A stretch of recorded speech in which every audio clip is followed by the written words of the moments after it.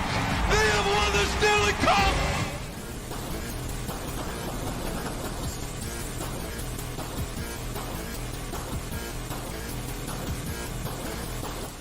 I think it's tough enough to win one. We've done two, so you might as well go for three, right?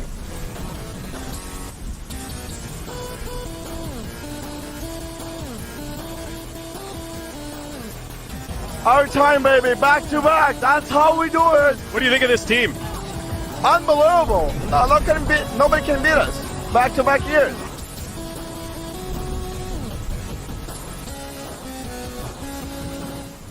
It's so much fun to be a part of. The crowd can have an effect on teams. The emotions get turned up.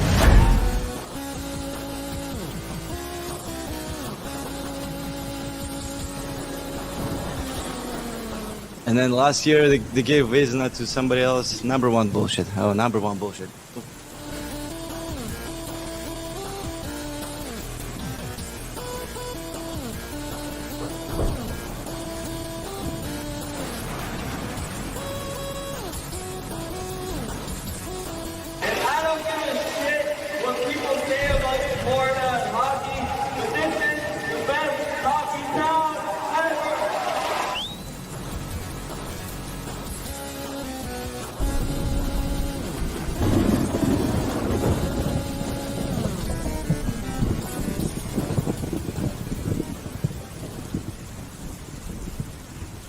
Here it is for you guys. Enjoy.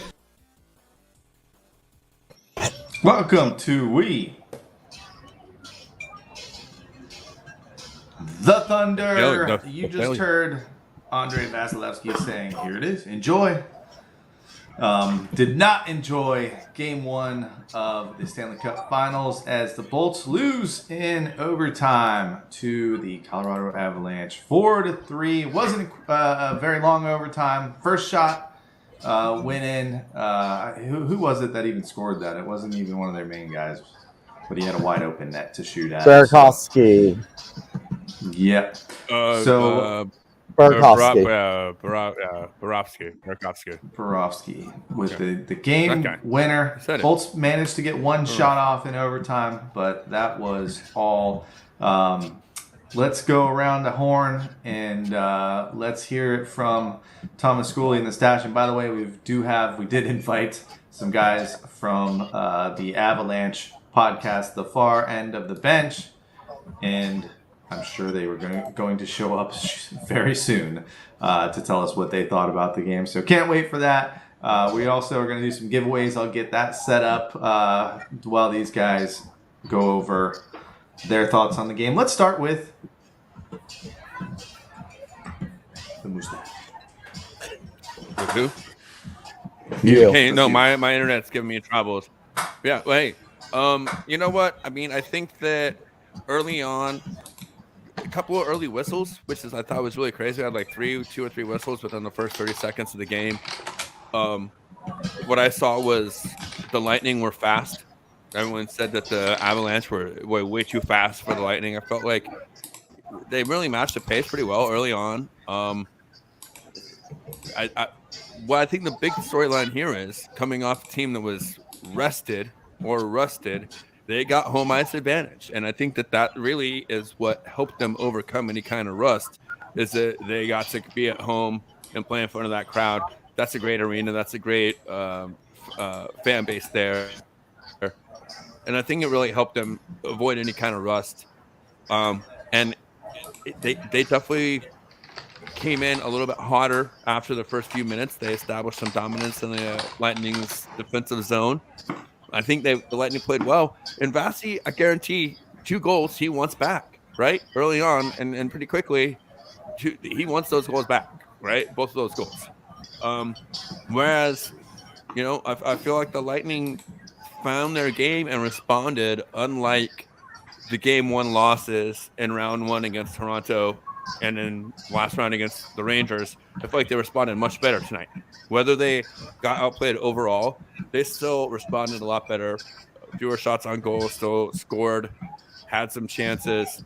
And I'm not going to be the opposing fan that I like to talk shit about, but man, the referees Maybe we're hearing that everyone said that the Lightning were in the referee's pockets, so maybe they were trying to prove something different early on. But I think both of those penalties to put them on a 5-on-3 were a bit questionable, and that's, I think, basically really the difference in the game. Vasi probably was going to rebound from getting those two past him, letting those two pass he liked back. But that 5-on-3 changed it all, really, if you ask me. And for the Lightning to be able to respond in the second period the way they did, just showed this resilience of the team. And like I said, they didn't show that in the first round or the last round in the game one. And I think they showed a lot of things to be positive, that they could come back and still be competitive and win game two. I think we saw the best that Avalanche have to offer. All right, you're breaking up there a little bit at the end, but I think we got the message across. Schoolie from the watch party. Yeah, I'm from the watch party. 8,000 at the watch party tonight. Saturday's watch party, they did open up the whole arena, so they're expecting 19,000 at the watch party on Saturday to fill up the arena. The 300s are on sale now, and they're going quick. So if you want to get here for Saturday, get here on Saturday.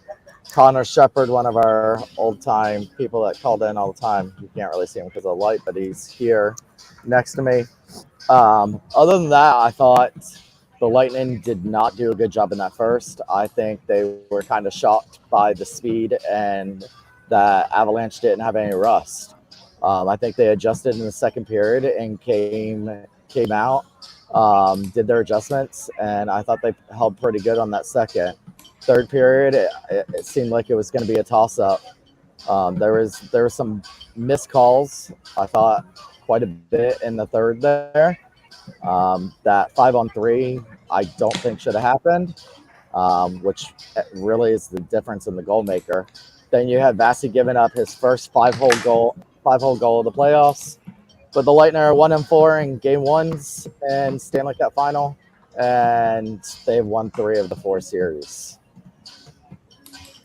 Yeah, only one game, right? And that's why we're doing #7, the number, game series.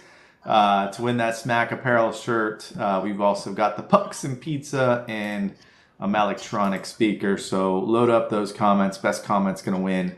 But also #7 game series. Yeah, I mean, I thought tonight we just got beat. Sometimes especially when you're a good team like the Lightning are, you can steal a game by having solid goaltending, even if you don't have your best game. But tonight, the Lightning just got beat, and they were that close to winning the game too, right? One shot in overtime could have made the difference. It did for Colorado. It did not for Lightning because we each had one shot. I feel like if they could have made that save, which, by the way, I mean, Vasi still way out of position on that last goal. Yeah. Like, how often do you see a guy on another team get a wide open net like that? And he didn't even lift it. It was on the ice. So it just wasn't Vasi's best game. Jesse said it right here. We beat ourselves. No panic. Cooper at the end of the game. Why the fuck is I was going to highlight the school bus line back together. Played very well. Played a lot of minutes. Why are they out there for 2 shifts with under 5 minutes left? Like, Cooper, I agree. Drop coaching yourself. Yeah, I agree. I agree on that. And I also, I just say that, again, and in overtime, they got sucked into Colorado's game, right? They didn't go back and play their system like, oh, this is just another period. We rely on our defense. We rely on our system. They started trying to make plays and end up real quick and get flashy. And it didn't help that they ended on a power play. Orozco said it in the chat as well about just a terrible play from Maroon. And you're saying it right now, Shooter, why are they out on the ice anyways? And there you go. I mean, it bit them in the ass. And I really think that 100% self-inflicted goals from the Lightning here in this game. And I know I'm a homer, I'm a fan, but I feel like the goals scored against Colorado, they kind of worked for those. They earned those. They're still able to score, right? They showed that they can come back and catch up to this team. And really, giveaways. And Jesse nailed it, Orozco just can't wait to bury Killorn. I know there's a lot of people out there. We go back and forth just waiting to bury Killorn. But hey, you can say whatever you want. Cirelli got called for. I mean, if that chipping penalty got called on Sergachev, really, if you want to call anybody, it should have been on Cirelli, if anything. I mean, that's one guy trying to go through two defensemen and getting rewarded for a terrible decision. That's not a good choice, trying to split the defenders, but he gets rewarded for it with a penalty there. And then, again, he's the guy that got the penalty on McKinnon that gave him the 5-on-3. So you can't just sit here and bury Killer. There were poor plays up and down the lineup tonight that gave the Avalanche opportunities that they didn't really earn. And I think that's, again, the story of this team in the playoffs. Anytime they get beat, really, technically, they're beating themselves. So why don't we take a step back and we're going to get our guest on here? Yeah, I will just say I don't think they completely beat themselves. I think they got beat tonight by a better team. Can they do that for 3 more games? We'll find out. I usually agree with him, but I don't think this. I think Vasi actually kept us in the game a lot longer. He had some really great saves. I mean, besides that 5-hole, he had some really good point-blank breakaway saves. Well, the guys in front of him didn't do any favors. Let's be honest about that. Yeah. They did not play their best game. So yeah. All right, so let's bring the boys on. We were able to go on their show when was that? That was Tuesday, right? That was yesterday. Last night. We recorded with them, so you can go check out their podcast. But let's bring on Jimmy and Nico from the Far End of the Bench podcast. This is a Avalanche podcast. These guys are looking pretty happy. The smiles all around. Let me just preference this for you guys. We lost 5-0 in Game 1 in Toronto. We lost 6-1, we lost 6-2 to New York in the Eastern Conference Finals. Game 1 losses will not faze us until you get us to 3 losses. Then we might start to get a little bit worried. But hey, I was saying, good game, Colorado. They beat us tonight, but we'd definitely like to hear your guys' takes. What's going on, boys? You hear me all right? No, we hear you, brother. Yeah, welcome on. Loud and clear, Nico. Perfect. Yeah, I'm in Florida currently, funny enough. I'm about 100 miles away from the stadium. I'm in Daytona for work, but yeah. I'm sorry. It's crazy, man. Look, I think I was listening to you guys saying, look, Vasi's not going to be able to do that more than one time, and he probably played his worst game of the postseason tonight, and the Avs needed that win, in my opinion. If Vasi's going to play like that, you have to win that game. If the Avs lose that game, Vasi, because he's not going to do that again. He's absolutely not going to do that again. So, because he's probably the best guy. He's saying that since 33 was here in Colorado, or since Marty Brodeur was up in New Jersey, probably the best goalie since those guys. And you get a performance like that where he lets up 3 in the first, and you lose that game, it would have been an absolute demoralizer to this team.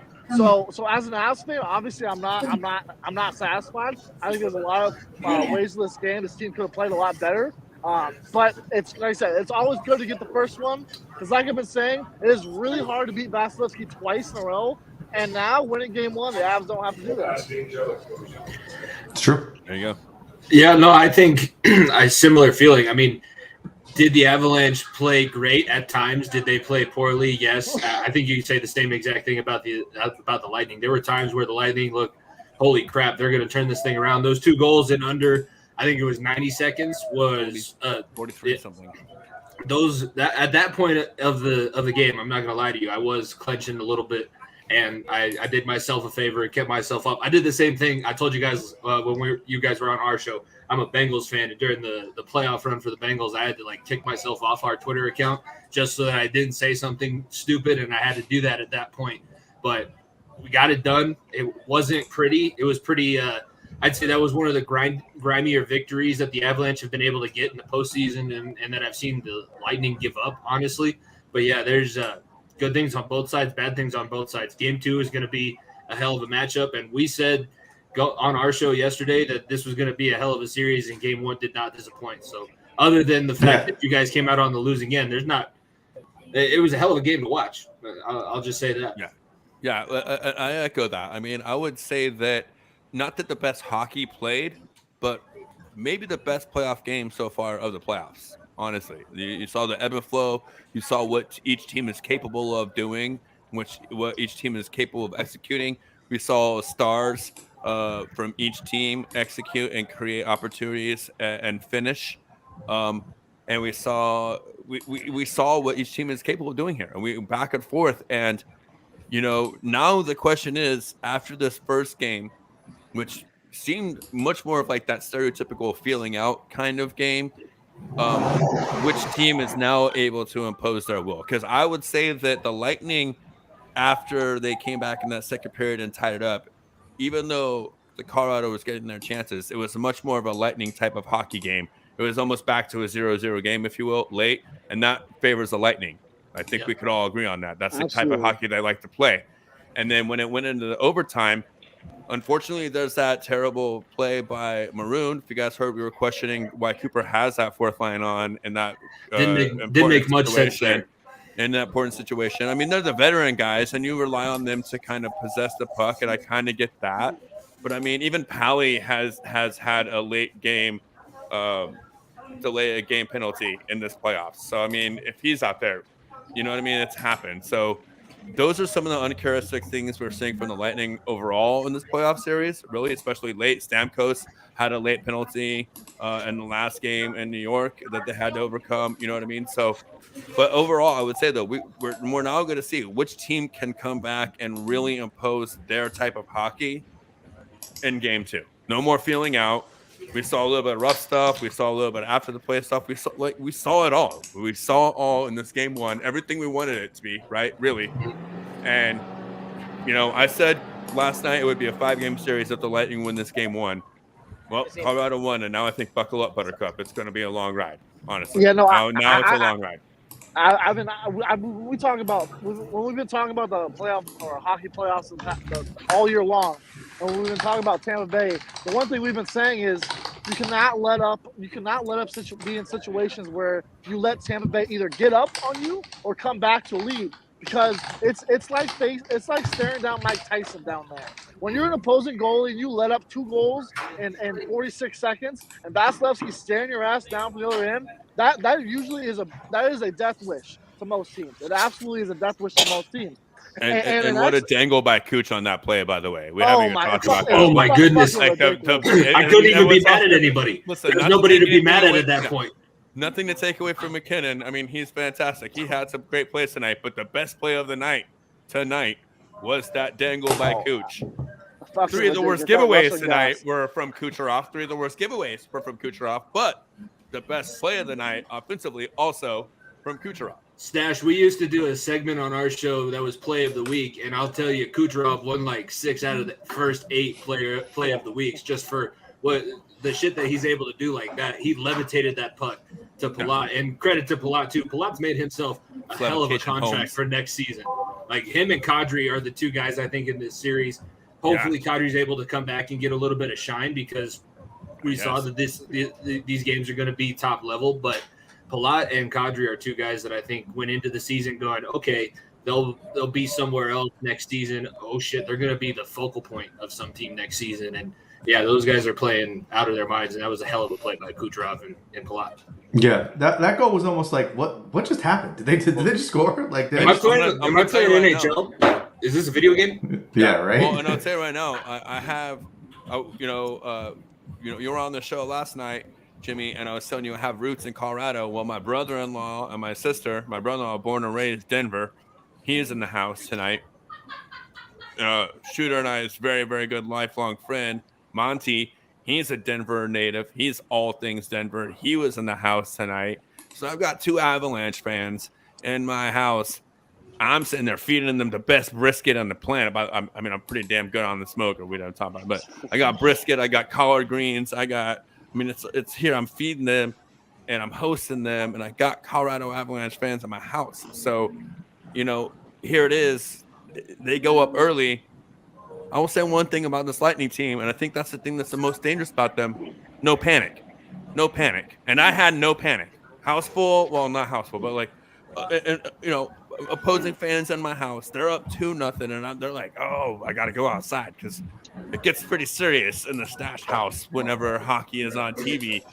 And they're like, "Oh God!" I'm like, "No panic, no panic." And we saw what the Lightning are capable of doing, not playing even their best hockey against the best team in the league, right?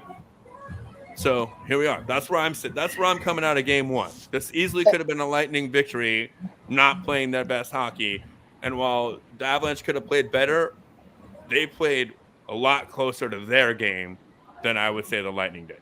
And the one that, sorry, I didn't mean to cut you off. The one X factor, I think, especially in that first period, people just forget the altitude. Look, you're playing a mile above sea level. And look, there's something that the Denver Broncos, the Denver Nuggets, when they were successful, did to teams. That was run teams. That means run the ball down their throat, run fast offenses, make people run. And that's exactly what this Colorado Avalanche team is built to do. And you saw that first period. You could see that Vasilevsky was struggling a little bit to get some air underneath him because of the energy in the building on game one and the speed they play for. They obviously Tampa figured it out by the end of the game. But that you cannot doubt that the altitude factor just absolutely probably hit Tampa Bay like a brick, like a strong brick to the head. Absolutely. Yeah. Go ahead. No, I was gonna say a couple things going into the game though. I was reading some of the Colorado fan pages and Twitter and stuff. The two big stories from each side was Darcy starting number one. It seemed like the fan base was 50-50 on who should have been starting in net tonight.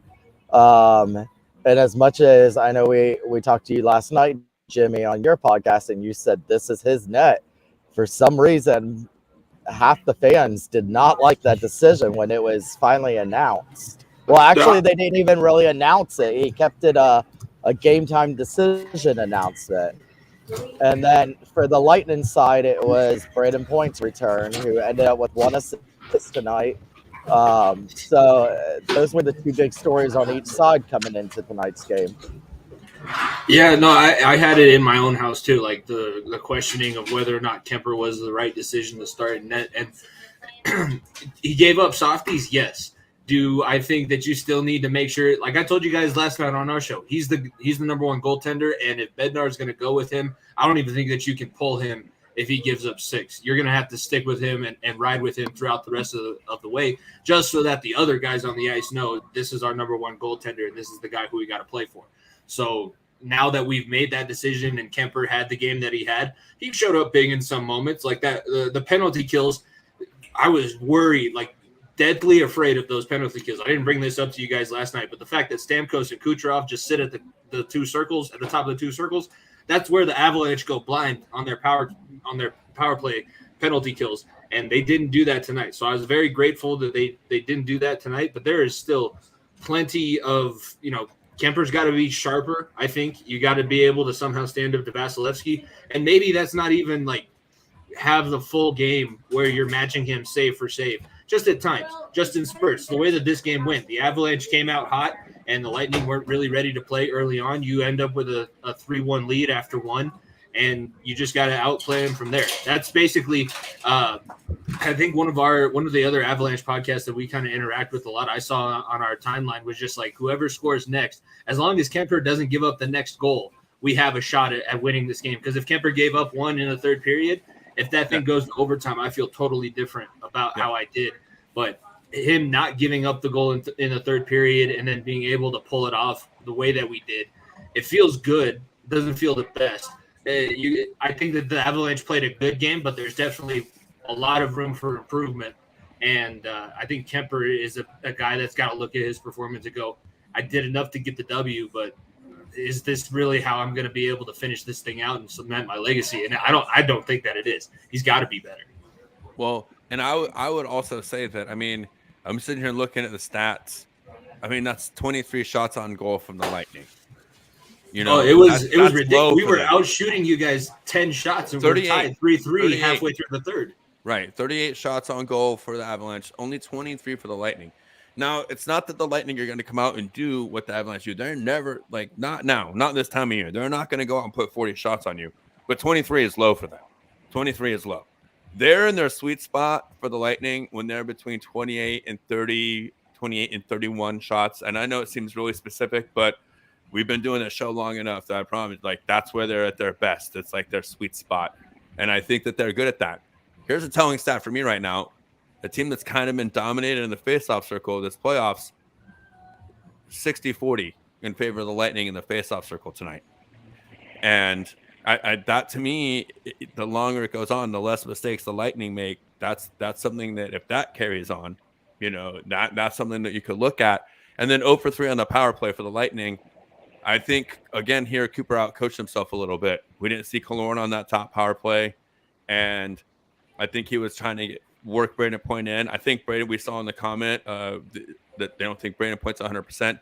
I think it's 100%. I just think that if there's anything that was rusty in this game, it's Brayden Point, because he hasn't played in almost a month, So he's the guy that probably – it was better that he started on that third line. He probably could have gone on that top line, and Coop could have gone back to those lines. But I wouldn't be surprised in game 2 if we see a little bit of a tweak. Even Coop said in his pregame today, it was either yesterday or today, he was talking about, hey, we changed lines in every series so far. He has changed his lines on the fly from one series to the next, from one game to the next, just like against the Rangers. So if Brayden Point's healthy, I don't think he's staying on the third line. That's just me. Yeah. And then once again, you saw some depth. You saw some depth too. We saw the top guys, Kucherov and Palat, make a play, and then we saw Sergachev, and we saw Paul. So we're seeing depth from the Lightning scoring too. So those are things from my perspective I'm taking away in positive. One thing I'm telling you right now, Makar is as scary and as much of a game changer as everyone builds him to be. And that guy, I mean, I've always been a fan of McKinnon, but Makar is quickly becoming the best player in the NHL. It gives you some respect for what St. Louis was able to do round 2, right? Like, they shut that kid down, and nobody else has been able to come even close to that. Like, shutting him down at this point might be a three points in 2 games kind of deal with Cale Makar at this level. Yeah, they were able to shut down McKinnon tonight. Yes, I will for the say most that. part. He had his chances though, and man, that guy's just so shifty when he plays. Like, you don't know what direction he's going to turn. So he's not the easiest one to defend. I'm kind of curious from everyone, like, who was a player that you thought played really well tonight, and who was a player that you think did not play well, and they could be on either side. I think Hedman played poorly tonight. Hedman was looking at the referees all night long, and that's not a Hedman I recognize. I mean, he's not a stranger. Like, we've seen him, and I will say, if that's one thing about the Lightning, there was a commentary coming about the referees favoring the Lightning, right? Coming into the series from people all over the Lightning, blah, blah. Every fan base says that against other teams, right? But there was, especially in New York, though. Yeah, right. Well, but listen, I'm even on NHL Network and Sports Center, and I mean, I watch some Mark Messier, Chris Chelios. Well, it's some of the guys on YouTube that kind of do what we do as well, like break the not what we do, but like more of the analytics and like the one guy in front of a camera, no one to argue with him. He's like, these are my opinions. Those guys, talking about a goon, using the word goon. I talked about I just, they had these opinions. I don't know, man. I just felt like this shows that the Lightning can do things that we weren't expecting them to do, and they can each team can match each other. Colorado can play defense, Lightning can play fast hockey. You know what I mean? So like we're seeing 2 teams that can adjust on the fly, and now we're gonna.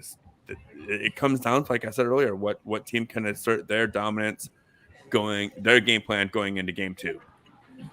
Definitely, and just to kind of, I talked myself through a circle right there. By the way, I know I don't know how I was like became a dog chasing my tail right there. So I just somehow found my way out of it and sent it back to you. So. Whenever you put a mic in front of you, I feel like that's like something that's liable. But just to go back to Shooter's question, I think Bo Byram, he's been underrated outside of the Colorado market, especially. He's been underrated for what he's been able to do so far in these playoffs. And tonight, he was a guy. Since they've lost Girard, they kind of rotate their defensive pairings. Other than Taves and Makar, which are your number one, even though tonight you did see Byram out there with Makar, and they were just kind of rotating their defensive pairings all the way through.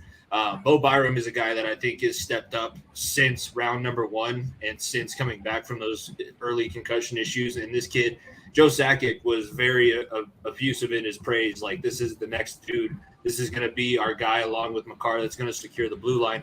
And he just turned 21 like 3 or 4 days ago. So he had a great night.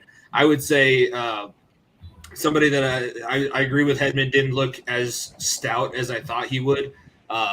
But, you know, Killorn and that fourth checking line initially looked a little bit slow, but they caught themselves back up. And honestly, I think that's what Tampa Bay is going to try and do, is they're going to try and put out that checking line of Belmar and Maroon and guys like Killorn to just try and further wear down. Because as long as the Avalanche as long as they're able to skate and get their legs underneath them, they're going to be tough to deal with. But if you get those guys that can kind of wear on the body a little bit, maybe make people hesitant of going down center ice, that's where Tampa Bay is going to find themselves in an advantage. And that's where, you know, game 2, I don't know how you feel, Nico. After winning game 1, I feel good, but like going into game 2, I'm still just as nervous as I was going into game 1. It's not, I'm not a Rangers fan or a Toronto fan thinking we got this thing sealed up after winning game 1. That ain't where I'm coming from.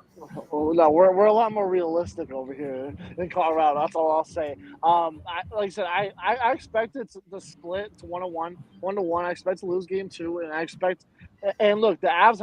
Look, our competition level has not been this good all playoffs. There's no doubt about that. But this team is 7-0 on the road in the playoffs, so I expect to split both 2-2, and then it comes down to a 3-game series, and then you have home ice. So the Avs got to hope that they win both of them, right? So that's because you worked all season for that. But to answer the question too, the two guys that really stand out, I'll say my Avs guy here in a second. But the guy that I've been loving for Tampa Bay all playoffs long has been Nick Paul. Nick Paul has been incredible, I want to say, all throughout the playoffs. Watching these Tampa Bay games, every time he's on the ice, he seems like he's just wreaking havoc on everybody and just making plays in the offensive zone, because he's that last guy that everyone's like, oh crap, he's on the ice. Like, crushes matchups. He crushes matchups because like you're matching up the other two lines. Yeah.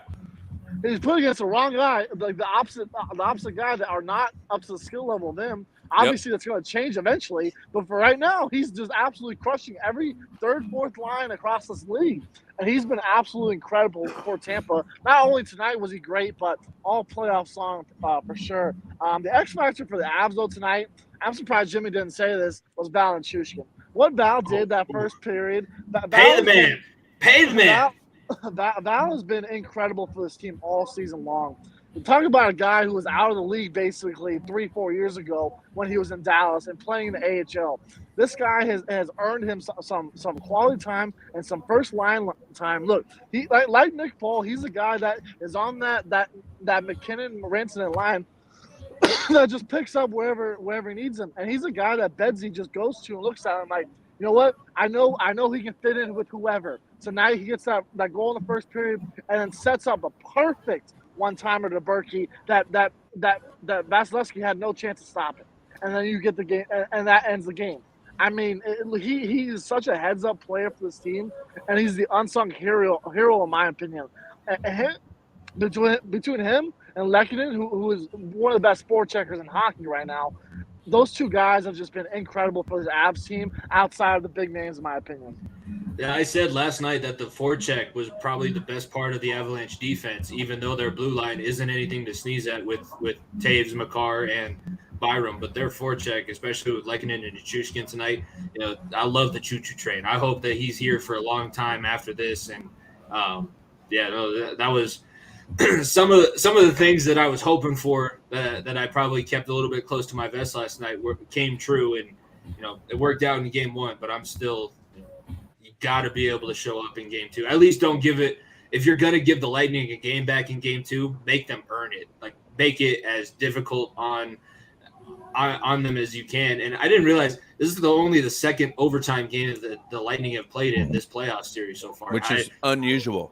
True. Yeah, I was totally shocked by that. The Avalanche were 3-1, and the Lightning were 1-0 going into tonight's overtime period. And I did not, I guess it didn't register enough. But the no, Lightning weren't quite on their no overtime mantra tonight, like they have been all series. But the late they've been scoring the last 2 minutes of the game. Last 2 minutes, last minute, whatnot. I'm just curious if you really look at the lines here.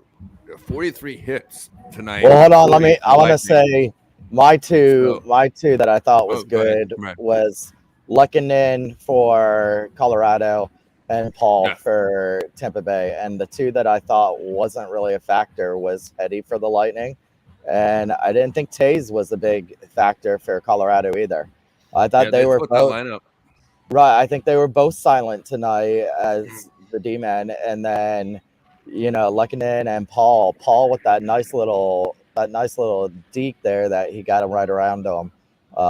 That's Paul hockey. We've been seeing that all this playoffs and since we've gotten him. So it was a great pickup by the Tampa Bay Lightning to get him at the trade deadline.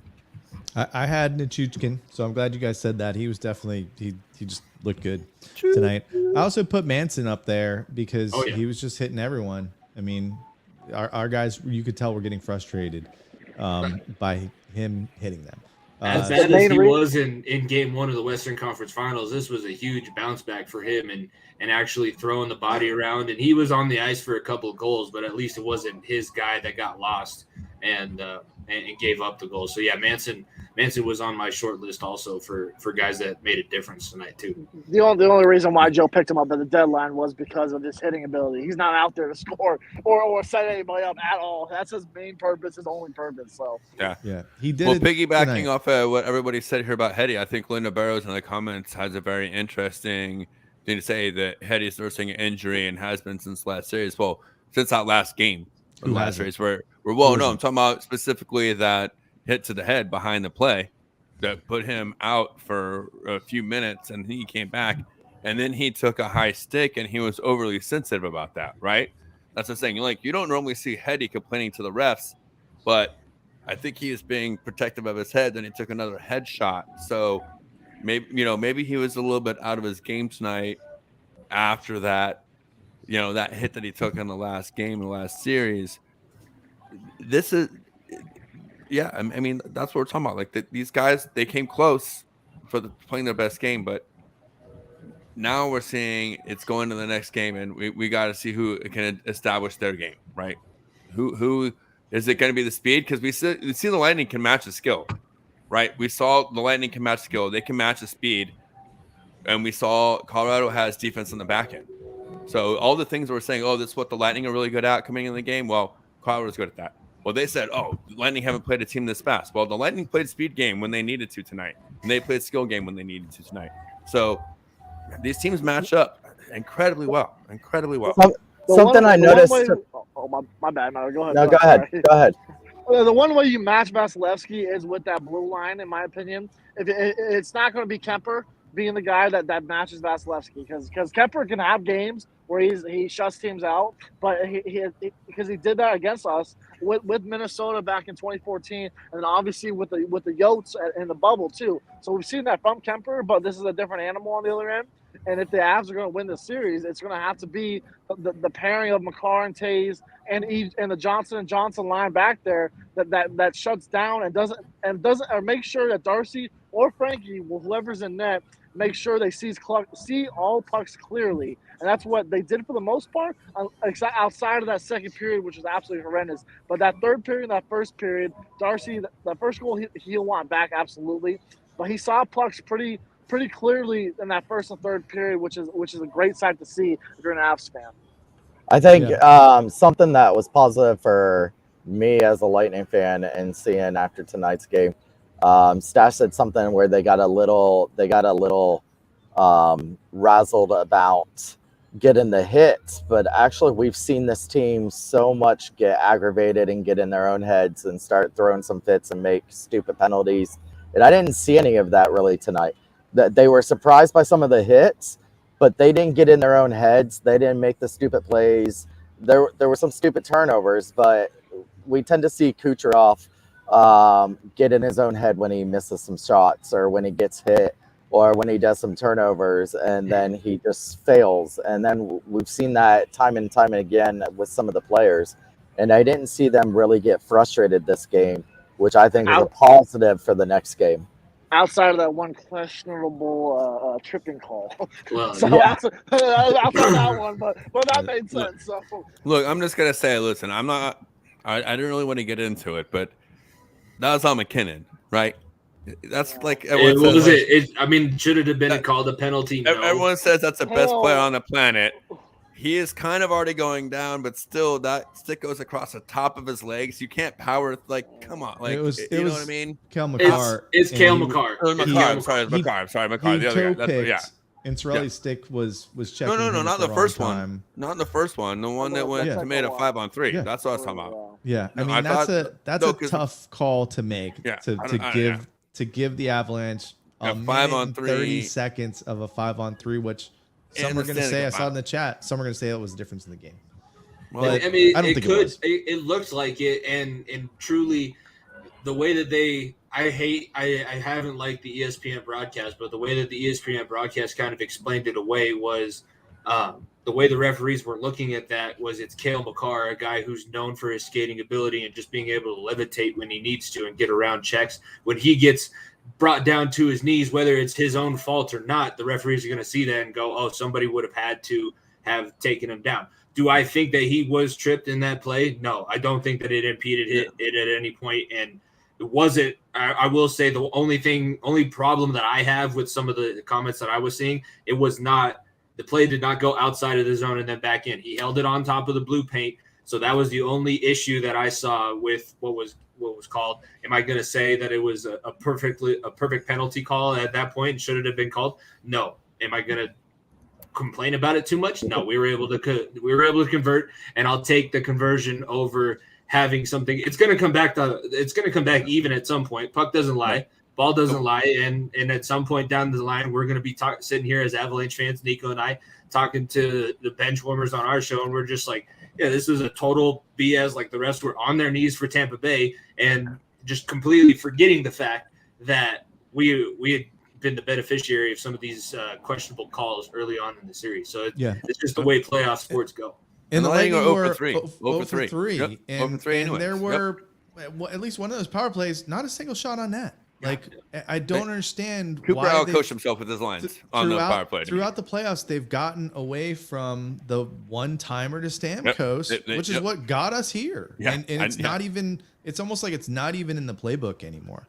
Well, they're over-defending it. Well, you still got to do it. You still got to make them commit to it to make them defend it. You can't just like, oh, they're defending it, so now we're not going to try it. Like, you still have to Right, we're not playing Igor no more. Yeah. Right. Well, that's it. Shoot the puck. Get the puck on net. And I watch next game. The Lightning, I bet, outshoot Colorado. I bet they have more than 23 shots. I'll say there was a couple times where the Lightning were holding on to pucks a little bit longer than I thought they would have. I would have think like a team with that much experience at this level would have just been throwing everything on net because nothing's a bad shot when you get this far deep into the playoffs. There's likely something dumb to happen. I just wanted to point out too, we haven't given him any credit, but Jared Bednar, since he's been called the Ken doll behind the bench, and I know that people like to give him shit because he does, like he's one of the best looking coaches and the most in shape looking coaches. That's a different show here. Pause. Hey, pause. It's a different show. Okay, we do. Pause. We know we don't. Okay. Just the hair, everything is on point with Jared Bednar, but he seems to be getting in some of these opposing coaches' head. The opposing coaches want to outcoach Jared Bednar, and it hasn't been happening since you've been called a Ken doll. So I just want to put that up. John Cooper's a little bit different. I said that Cooper was ahead of Bednar. I know. Cooper's a lawyer. Cooper gets in his own head. Let's just say that. Like, I appreciate your commentary, and I think that's a really good take. But, like, Cooper gets in his own head. If there's anybody that outcoaches Cooper, it's himself. Really. At this point in his game, I think he's just sometimes he's like, okay, what are they going to do to adjust to me? I've got to adjust to them first. And then sometimes he's like, but that goes back to your comment about patience on our show, is that who can be patient longer? And Jared Bednar so far has been proven to be the most patient coach, even to his detriment sometimes. Yeah. Well, and I think Coop was at least patient with his lines tonight. He didn't really change them up. He stuck to his guns, and then he saw he was rewarded later on as the game went on. And I do think, though, you're not going to see Point on the third line in game 2. That's not what you're going to see. So no, Cooper's comments that Yeah. Point was not pre-injury Point, but he was still good. So Yeah, he's 100% not physically. saying that. He's just not 100% game shape, is what I would say. There's no way they put him out there if he's not physically able to play, and he's not worried about re-injuring himself from a hard hit or something like that. He's not, you know what I mean?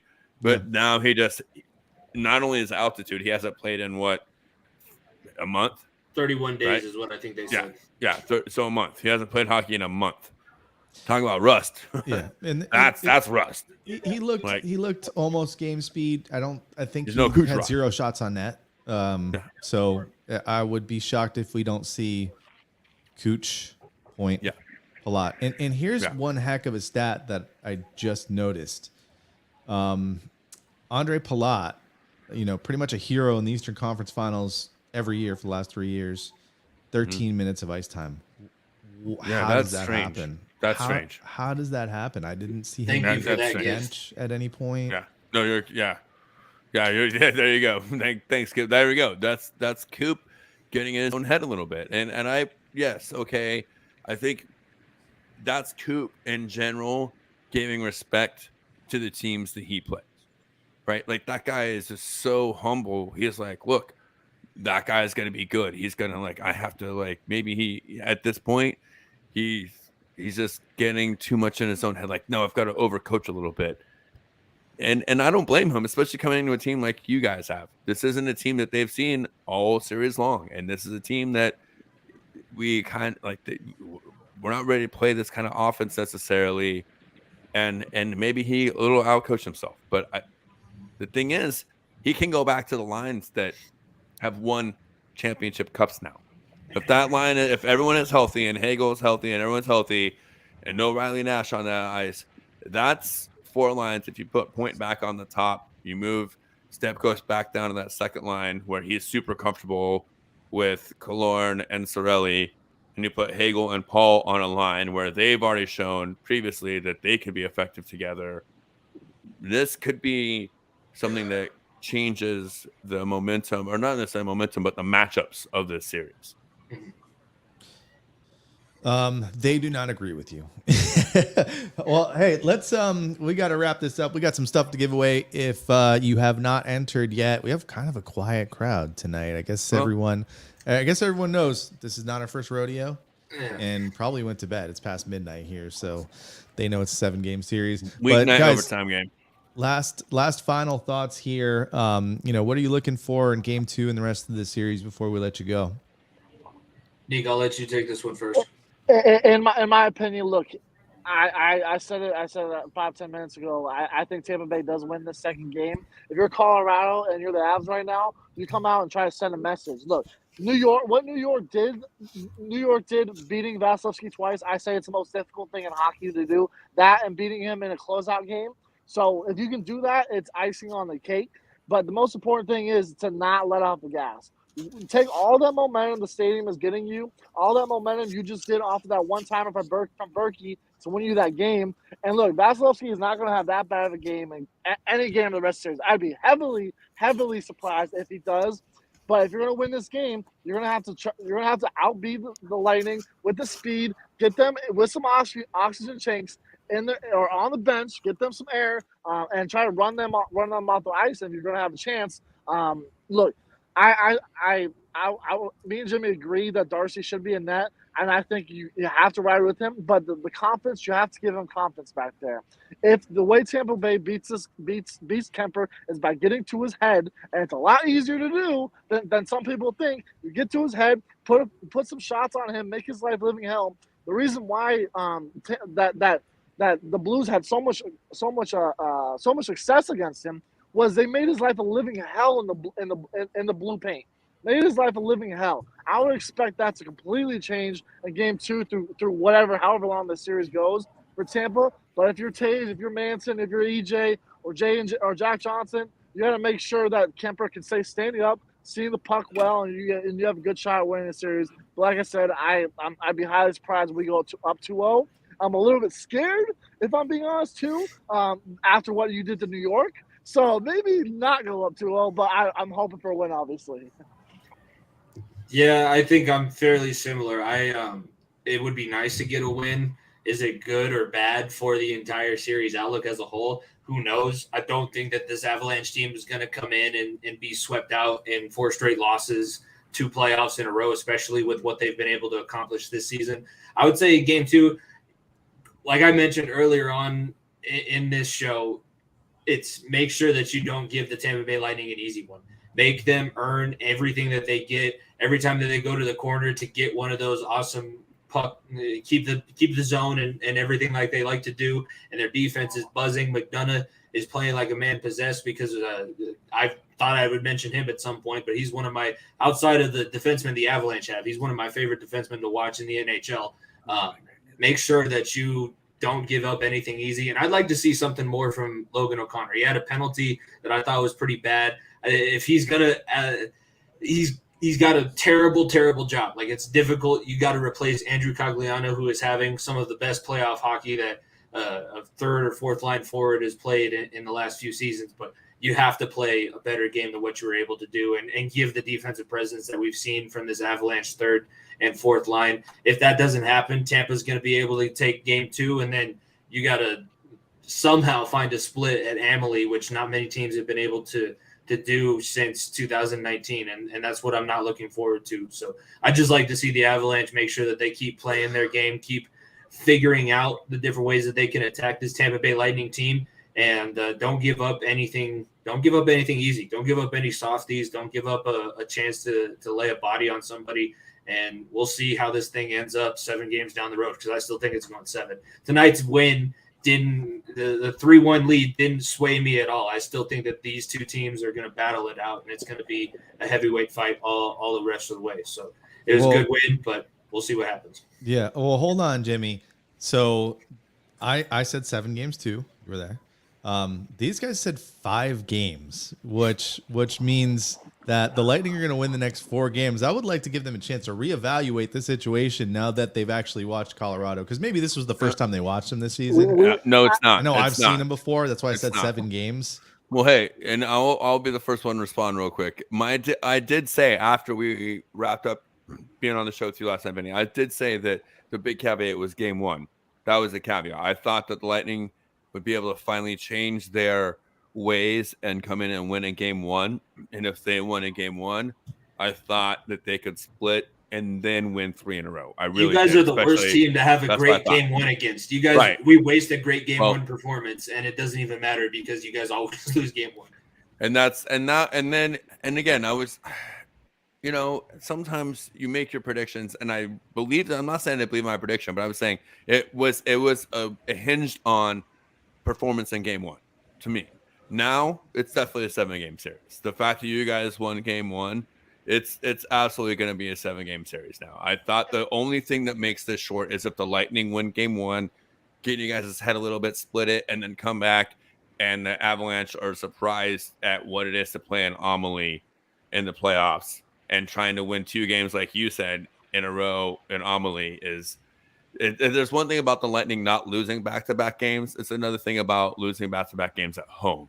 That's something they just don't do, So, and they love playing at home in front of this fan base. And you guys are going to find out in game 3 exactly what it's like to have your team play it here in a non-hockey team market. So yeah, I would not be, like I said, I think it's going to be 1-1. But and to the people, and look, and to all the Lightning fans, I'm not pointing you guys out, but there were some people on Twitter, Instagram saying this stuff about the Avs having a cakewalk to the Cup final, this, that, and the other. Well, newsflash: the Colorado Avalanche are not the Montreal Canadiens and not the Dallas Stars either. So this is a different team than they faced in the last 2 Cup Finals. So we're not bottom half the league like those 2 teams are right now. Right. So it's a different team, and it goes both ways. It's not like we had to face arguably the best skater in the world, probably one of the greatest talents in the world last series, and we completely dominated him. Now to bring a cup back home to Colorado for the first time since Joe was on a team and 33 was a net, you have to go through arguably the greatest goalie of this generation. It's not easier said than done. But we'd be lying to you if we weren't confident in our team. That's just who we are. Listen, I changed my count to 6 games, and mine is a different reason why. Because I realized the Lightning want to win it here at Emily in front of their fans. Two backpedalers here. Two backpedalers. No. Listen, and I again, I'll back. Sure, on the show I backpedal, but immediately after we finished, we did talk a little bit, as we always do, as soon as the show is over, and I did say that, and we kind of got it in the middle of it all. But that was my one caveat, is that it all depended on game one. And the Lightning came super close to pulling this off. And really the difference was that late penalty by Maroon and giving the Avalanche a little bit of momentum going into overtime. Had that penalty happened 40 seconds sooner, and it ended in regulation, and then overtime was straight 5-on-5, that's probably a different result, right? We're talking hypotheticals here, but that's really what, these penalties, special teams, is what really changed this game. Mm-hmm. I think 5-on-5 hockey, the Lightning are still the better team 5-on-5. I really still think that. Not necessarily execution wise, but productivity wise. Like you guys get your opportunities and you guys came in and had chances, but the Lightning had turnovers that they don't typically have early on in that game, and then they limited them more. But you guys were definitely, I think, a little bit ahead, like one step ahead than the Lightning were ready for. I will say that. Coming out on your home ice, you guys definitely were one step ahead on a lot of those plays where the Lightning were like, oh, we have a little bit more time. You're not going to see that going forward. You know what I mean? The Lightning were a little bit complacent, I will say. So, it was inevitable, right? You've been hearing nothing about how mentally weak this team has been for the last 3 years, and I see, I love seeing all the comments. Keep bringing in the comments. I wish we had more hate going while we were on your guys' show, because I was the only one trying to defend the Avalanche with the three of you on our show last night. Yeah, you guys can keep saying that we don't know what we're getting into. We are fully aware of that. I don't think anybody understands the Colorado Avalanche playoff woes more than Avalanche territory. And these diehard fans like Nico and myself that have been struggling through all of the, I said, more disappointing than the homecoming queen after prom night is how the Avalanche have been in the past 3 postseasons. And we sat through a 46-point season. Let's not forget that. Yeah, we were there through that. That was not I want to ask one thing, though. Was your franchise ever owned by the guys that made the Saw movies? Yeah, no. Because I'm sorry, you do have worst owners in the history of the NHL. And hired Barry Melrose as your coach. That's right. Barry Melrose, who said Steven Stamkos was not NHL ready. Yeah. I'll tell you right now. I'm just saying. I don't know who your owner is. We feel your pain. But search up Kroenke, and I'm going to tell you all of Europe me, I know fucking Stan. hates him. So I know Stan. If you're a basketball fan, you know Stan for sure. I'm well aware of who that dude is. Stan too. I'm well aware. I'm just saying. That's the thing, is that you guys are doing it in spite of your owner, and I will say that. You guys, kudos in spite of your owner. The Lightning are doing it because of our owner. I will say that. Yeah, if it wasn't for Joe making literally all the calls, yes, we wouldn't be where we are. Let's just say that. If it wasn't for 19, we would not be where we're at. Luckily, Kroenke did the right thing. It was like, fine, man, I don't give a shit. You take the keys to the kingdom, and he let the great Joe do it. Yeah, I agree. But our owner did it from the top down. You guys are doing it in spite of that guy. From the middle out. Yeah, that's how Colorado always is. We eat from the middle out. I don't know if that's a good or a bad thing. Well, yeah, and that's not crazy. You guys have one of the best fan bases traditionally for all of your teams, and you just have never had good owners. Outside of Denver with the Bolins, but but even then, I mean, they had the troubles with Dan Reed. There wasn't always, you know what I mean? It's not always been rainbows and butterflies for you guys in your market for owners and coaches and fan base. You know what I mean? Yeah, we don't really ever talk about that 4th team that we have. It's mostly the big 3. The 27-year NL West participants that have never won the division. So we really just between the Bolins and Kroenke's owning. Look, it's for Tampa Bay fans that don't know anything about Colorado Avalanche. half of the state of Colorado can't watch Avalanche games. If you didn't know that, No, Altitude TV is blocked to all Comcast users. So we can't watch on ESPN Colorado, Plus either. Yeah, people bitch around here because they cut the cord, so they cut cable, and now we can't watch it. Well, guess what? Well, if you had cable, you could. You have an option. No, that's the same. It's the same thing here. You can only get it on Spectrum. You can't get it on any other cables. Where it's the same thing as them. Where if anybody else has any other kind of cable except for Spectrum, they can't see the Lightning either. They don't get Valley Sports. Yeah, imagine being in a market where you have the two-time MVP of one of the biggest leagues in the world, and a team in a Stanley Cup final, and half of your state can't even watch the game, watch their teams unless they're on national TV. It's a load of crap, absolutely. And trust me, we've been dealing with this for 2 years. No, yeah, that's unfortunate. Same type of issues here. It's crazy how difficult it is to watch the home team. In the parallels between our two franchises are just like we should all just come together for a group hug afterwards, no matter how the series ends. Yeah, we told you can come to our victory, our boat parade. Yeah, it's still going to be in the mountains. I don't know what you're talking about. It's not going to be on no fucking boat. It's going to be down the slope on some snowboards. We're going to throw McKinnon on a snowboard and have him going down the mountain instead of a boat parade. We'll have a ski resort. I've been to Colorado. I've been to Colorado. You guys are going to put him on a snow mountain. In July. Calm down. It doesn't snow in July. Depending on where you are. Where I went to college, not at the resort. We had legit snowstorms all the way through July where I went to college. Peak. Well, I've been to Alamosa, dude. I know where Alamosa is. Yeah, okay, no, I was in San Luis Valley, bro. I told you, my family. All right. We don't need a Colorado geography lesson. You guys are going to put McKinnon on over a mountain because he ain't going to score this whole series. Coming down the mountain. Hey, listen, guys. Welcome. Hey. We got to end this now because we can't even see Nico anymore.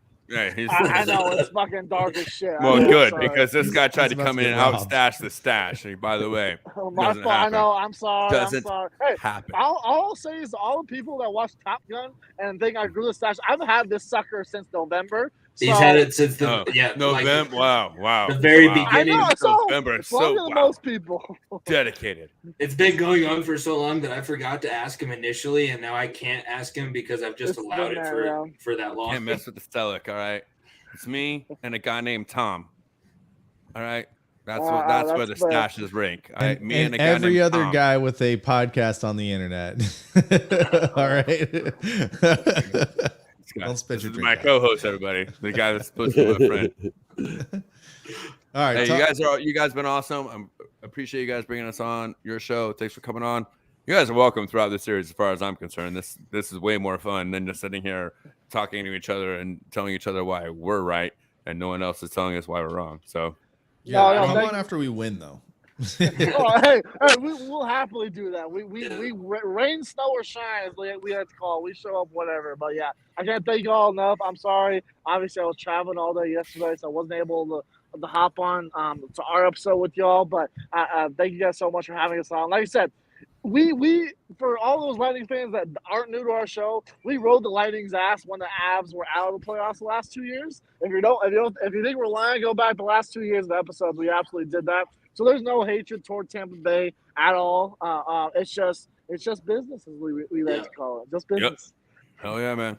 Nothing but love, guys. At FEOTB Pod, check us out. Check out the guys coming on our show and entering hostile territory. They had a pretty nice zone entry. I hope.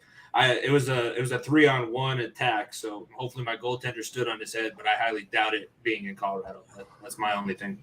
Hey, I'll take a 2-on-2 Cooch and Pally versus Makar and Taze any day. So especially after tonight, we didn't even talk about that, did we? Ooh, we barely mentioned it. That's okay. Silky. That's all right. We got a long series ahead of us. Game 1 goes to Colorado, 3 games away from hoisting that cup, but it's going to be the toughest 3 games they ever play in their life. So, we appreciate you guys coming on. And one more thing. I'm sorry. I don't want to one more thing I want to say, though. No matter what happens, this should have been a series we saw previously. We talked about that. Neither one of these teams are going anywhere in the future either.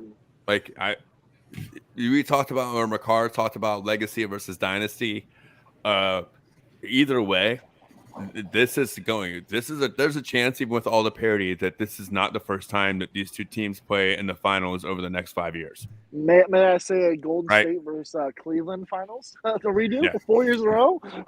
I wouldn't mind that. Damn But it, Nico, we got to be Cleveland in that scenario, and I don't want to be compared to Cleveland. yeah. I was gonna say nobody wants to be from Ohio. All right, we're from Florida and Colorado, the two best states in the United States. We don't want to bring Ohio into this. Okay, we don't want to do that.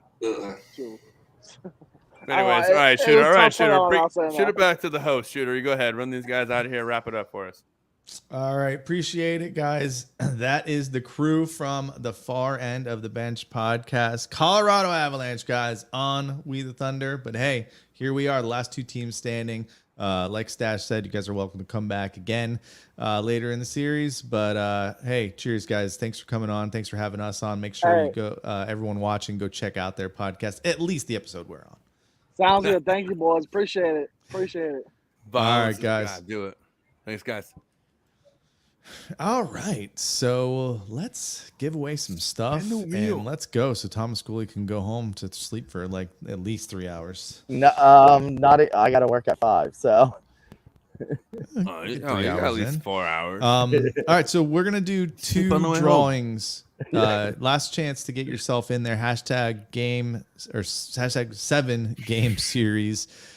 We've also got a pair of tickets that we'll give away for the Stanley Cup Bar Crawl and Watch Party, which will be for Game 2. That is Saturday, by the way. Don't turn your TV on Friday expecting another Lightning game. They got an extra day off. Not sure why, but must be something going on at the old Balls Arena. All right, so let's start it off with the T-shirt, Smack Apparel. And we're going to do 2 drawings here, so stick around even if you do not survive this one. Or win this one. You're all going to survive. Let me share while we're at it. Carrie McCleskey. There we go. All right. That's a new person. There you go, Carrie. You are a Smack Apparel shirt winner. And guess what? Next one's going to win a pair of tickets for Saturday. If you're still here and you can't make it, let us know and we'll run it again real quick. But this is for Watch Party tickets. And Chris Van Bieber, I don't think lives in Florida. No, he lives in Colorado. Yeah. He does not. So I don't think he's going to make the flight down. But hey, if you do want to make the flight down, I will buy your ticket to those, Chris. Actually, I think he's going to try. He's trying to make his way down for Game 4, I believe. Right. Kelly, active in the chat tonight. There you go. Kelly had some comments that we starred already. So Kelly, hopefully you can make it Saturday. Let us know if you can hit us up on any of the socials and let us know, or even if you're in the chat. Yep. We still got 2 things to give away: pucks and pizza, which is always fun. Get yourself a free puck pizza.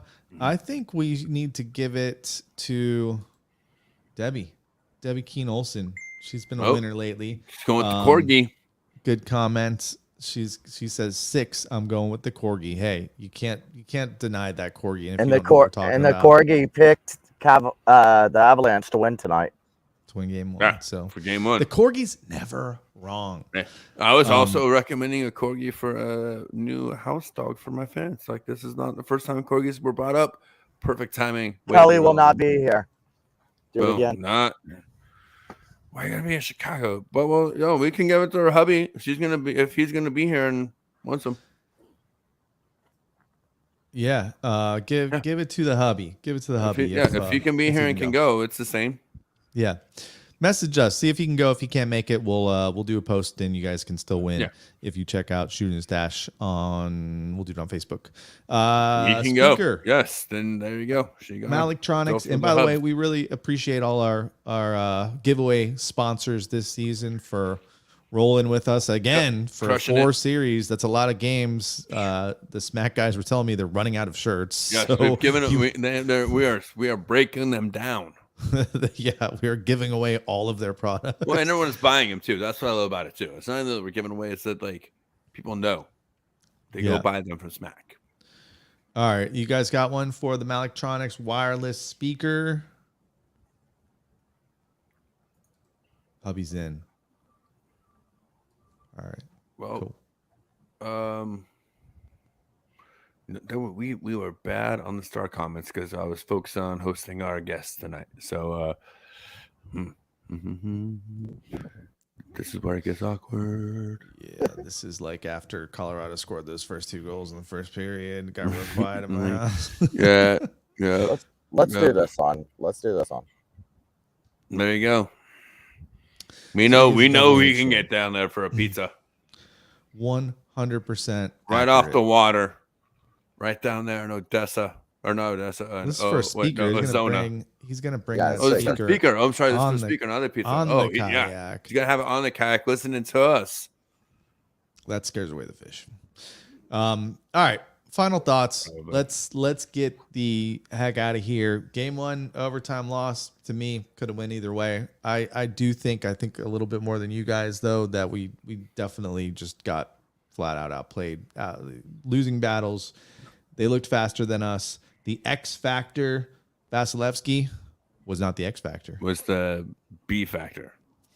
Yeah. So, the Bolts are going to do what the Bolts do and bounce back. So I'm not sweating it just quite yet. But, the game 2 is almost a must win. Or is it? We lost game 2. Game 2. And Stop it.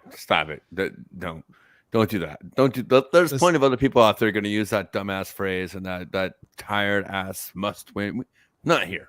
We don't do that. You still think we're playing against Montreal, though? And no, I don't. You realize now this is not even close to anyone that we've even played this year or in the finals the last couple years. So if you go down 2 games to a team like this, I don't think you come back. So to me, it is must win.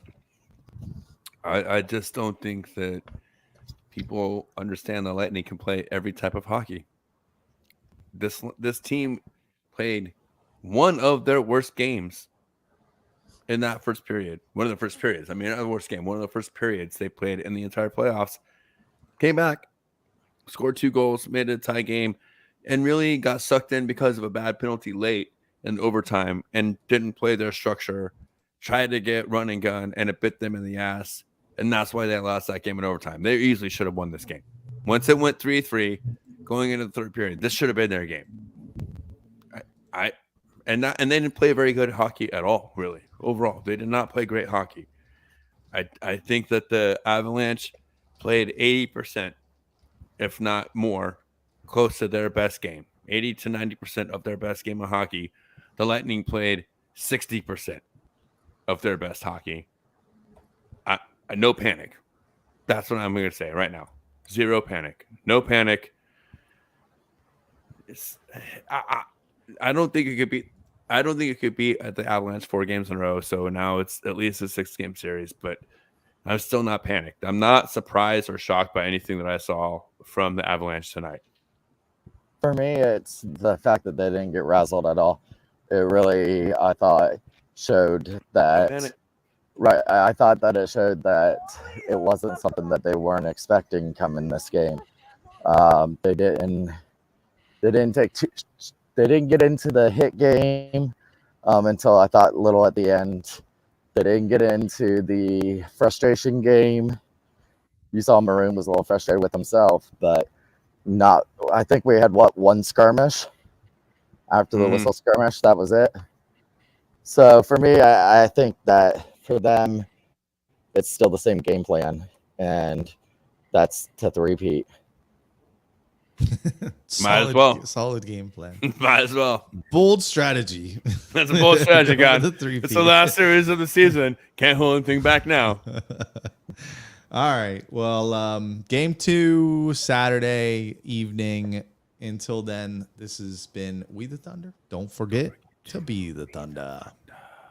That's it?